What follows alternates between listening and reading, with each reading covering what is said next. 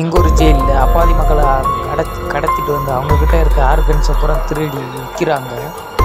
இவங்கக்கிட்ட நம்ம ஹீரோவை மாட்டிக்கிட்டு அவனை ரொம்ப சித்திரவதை பண்ணுறான். சித்திரவதை பண்ணுறத தாங்க முடியாமல் அவனே தன்னை கொள்கிற மாதிரி வீடியோவில் காமிச்சு போலீஸை ஏமாற்றி வர வச்சு அவங்க 2 பேர்த்தையும் அடித்து அங்கேருந்து தப்பிக்கலாம்னு பார்த்தா அவங்க 2 பேர்த்தையும் அடிச்சுட்டு தப்பிச்சுட்டு அங்கேருந்து அடுத்து அங்கேருந்த காடுகளையும் அடித்து அங்கே இருக்கிற எமர்ஜென்சி ஸ்டாஃப்ன்ட்டு புறப்பத்தி ரிலீஸ் பண்ணிடுறான்.